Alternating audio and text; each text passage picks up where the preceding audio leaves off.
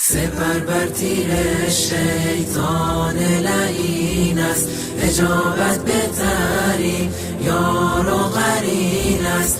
مشو یک لحظه غافل خواهر من، که چشم خائنان اندر کمین است. نگر در سوره های نور و احزاب، که حکم خالق یزدان چنین است. زنی خوشبخت می گردد که راهش مسیر امهات المؤمنین است. سپر بر تیر شیطان لعین است، اجابت بهترین یار و قرین است. مشو یک لحظه غافل خواهر من، که چشم خائنان اندر کمین است. زنانی را که احمد یار آنها در این دنیا و در روز یقین است. زنان پاک و با تقوای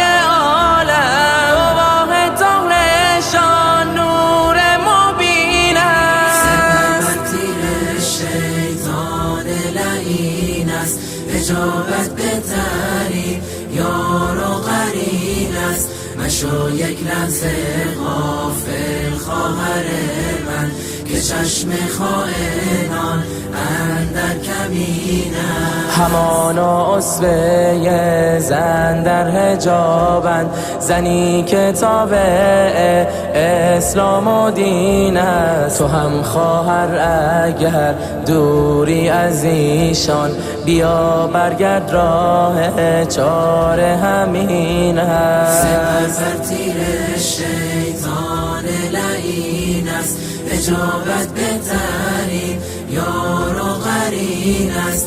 مشو یک لحظه غافل خواهر من، که چشم خائنان اندر کمین است. اسیر ظاهر و رنگ و هوایی، گمان کردی که خوشبختی همین است. خوشی و لذت پوچ گناهان، تقاص و سختی اش زیر زمین است.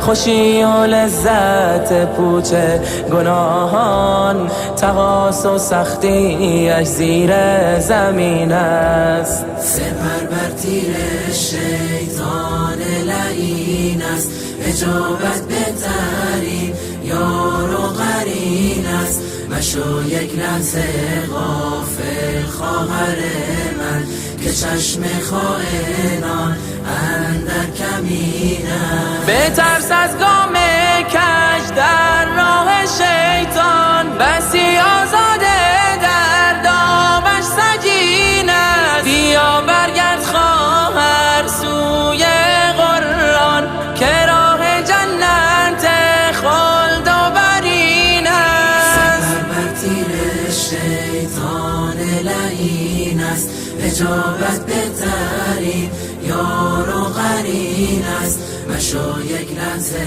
غافل خواهر من، که چشم خائن